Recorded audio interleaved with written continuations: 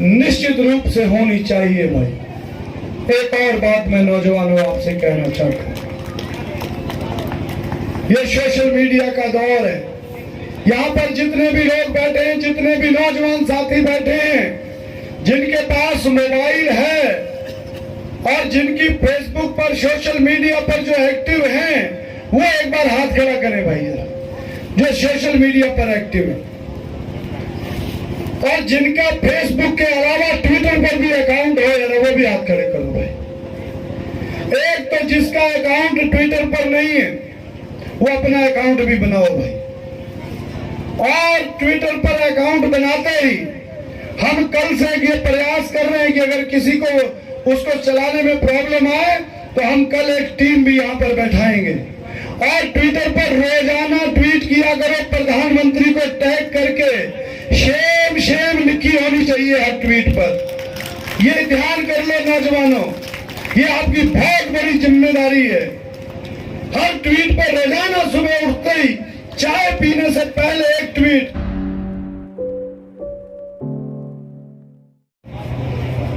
हमारे देश के उन वीर जवानों के नाम है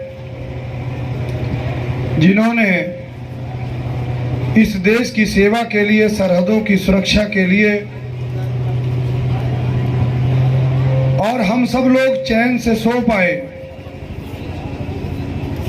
इसके लिए अपने प्राणों को न्यौछावर किया।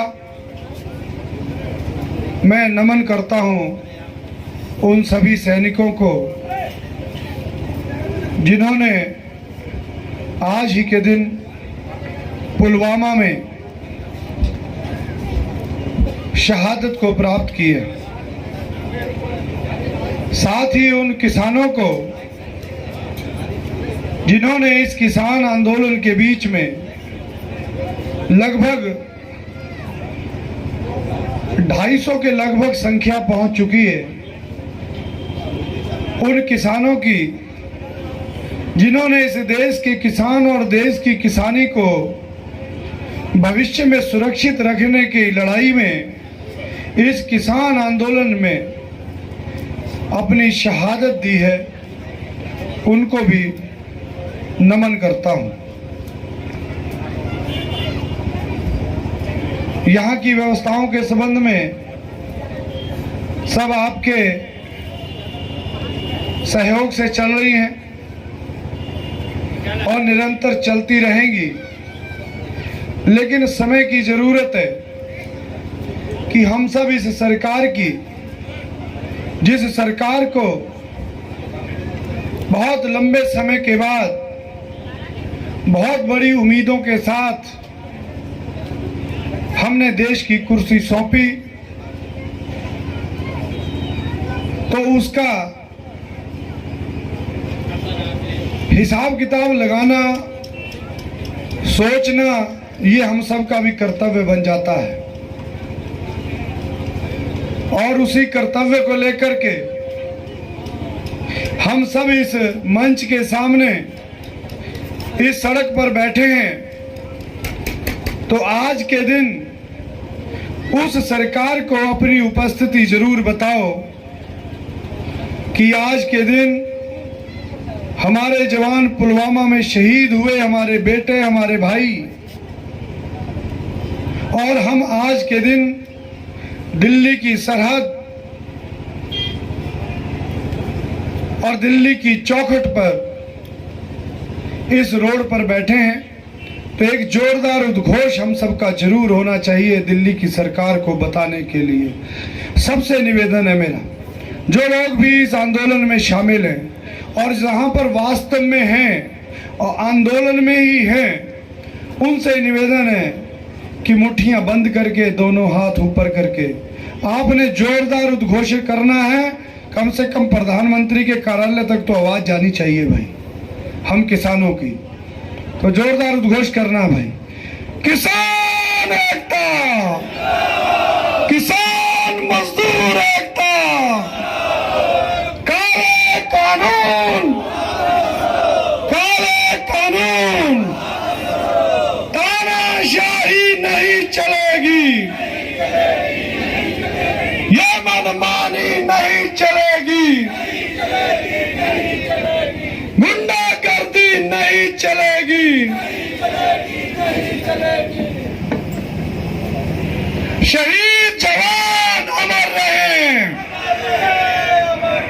शहीद किसान अमर रहे। दोस्तों, प्रयास कर रही है, इसकी चिंता हम सबको जरूर होनी चाहिए। ये शेम इसलिए कहना जरूरी है कि आप देश के जवानों को शहीद का दर्जा न दे पाए, आप देश के शहीद किसानों को श्रद्धांजलि न दे पाए, आप सरकार आखिर है किसकी ये सिद्ध तो करो। इस सरकार से जरूर हमारा सवाल बनता है कि सरकार में कुछ सांसदों ने जब ये तय किया कि हम संसद में किसानों को श्रद्धांजलि देंगे, तो आपने उनके लिए शेम बोला था भाई। तो ये पूरे देश में इनकी शेम इस पार्टी के सभी सांसदों की, विधायकों की निश्चित रूप से होनी चाहिए भाई। एक और बात मैं नौजवानों आपसे कहना चाहता हूं, ये सोशल मीडिया का दौर है। यहाँ पर जितने भी लोग बैठे हैं, जितने भी नौजवान साथी बैठे हैं, जिनके पास मोबाइल है और जिनकी फेसबुक पर, सोशल मीडिया पर जो एक्टिव हैं, वो एक बार हाथ खड़ा करें भाई जरा, जो सोशल मीडिया पर एक्टिव है। और जिनका फेसबुक के अलावा ट्विटर पर भी अकाउंट हो यार, वो भी हाथ खड़े करो भाई। एक तो जिसका अकाउंट ट्विटर पर नहीं है, वो अपना अकाउंट भी बनाओ भाई। और ट्विटर पर अकाउंट बनाते ही हम कल से ये प्रयास कर रहे हैं कि अगर किसी को उसको चलाने में प्रॉब्लम आए तो हम कल एक टीम भी यहाँ पर बैठाएंगे। और ट्विटर पर रोजाना ट्वीट किया करो, प्रधानमंत्री को टैग करके शेम लिखी होनी चाहिए हर ट्वीट पर। ये ध्यान कर लो नौजवानों, ये आपकी बहुत बड़ी जिम्मेदारी है। हर ट्वीट पर रोजाना सुबह उठते ही चाय पीने से पहले एक ट्वीट, नाश्ता करने से पहले एक ट्वीट, खाना खाने से पहले एक ट्वीट और सोने से पहले ट्वीट करके सो। और शेम जरूर लिखनी है आपको। ये संकल्प लो भाई सब लोग, पक्की बात है भाई। ये कल से दिखना चाहिए जरूर। और फेसबुक पर भी इन नेताओं को टैग करके ये जरूर लगाओ भाई। ये ताली बजवाते हैं, ये थाली बजवाते हैं, न जाने क्या क्या बजाते देश का बाजा बजा दिया इन लोगों ने। यार आपकी जिम्मेदारी बनती है, आपकी जिम्मेदारी बनती है। सभी नौजवानों से निवेदन करता हूं कि आप इस बात को समझें। और बहुत जरूरी है, इस मंच पर समय की भी बाध्यता है और मैं उस समय का भी जरूर पालन करूंगा। मैं तो सूचनाएं देने के लिए वैसे उठाया था खिंडा जी ने। आज का दिन जो पुलवामा के शहीदों को और किसानों को समर्पित है, तो मैंने एक दो बातें आप नौजवानों से जरूर कही है। इसका जिक्र और फिक्र जरूर करना। हमारी एक आदत बन चुकी है कि हम जिक्र तो बहुत करते हैं लेकिन फिक्र नहीं करते। तो इसलिए जिक्र के साथ फिक्र भी किया करो कि ये ठीक कैसे होगा। तो इसकी चिंता भी आप सब ने करनी है। और शाम को जो कैंडल मार्च है वो नीचे क्रांति गेट से प्रारंभ होगा भाई। आप सब ने उसमें रहना है और वो यहाँ मंच के सामने आकर के यहाँ श्रद्धांजलि हम सब ने कैंडल मार्च के माध्यम से देनी। एक निवेदन मेरा जरूर है कि ये एक चेन है और चेन में जितने मर्जी जोड़ लो दूर तक, लेकिन जब उसको गोल करते हो तो कौन आगे है कौन पीछे है पता नहीं चलता। तो हम भी सब चेन हैं। तो इसलिए जब भी शाम को कैंडल मार्च होगा तो बड़े डिसिप्लिन से थोड़ा चलना है भाई। आगे निकलने के चक्कर में हमारी मर्यादाएं पीछे ना छूट जाए, ये भी जरूर ध्यान में रखना, क्योंकि बहुत सी समस्याएं आ जाती हैं और मुझे कहते हुए कोई गुरेज नहीं है। 26 जनवरी की जो घटना मैं आप सबको बता देना चाहता हूं कि 9 बजे यहाँ पर ध्वजारोहण हुआ था और 11 बजे यहाँ से चलने का कार्यक्रम था, लेकिन बड़े अफसोस से कहना पड़ रहा कि कुछ नौजवान 9 बजे यहाँ से सब कुछ पार कर गए थे। और जब दुर्घटना हुई और दुर्घटना होने के बाद जब आए तो यहाँ पर पहला सवाल था कि हमारे किसान नेता कहाँ थे, वो हमारे साथ नहीं गए।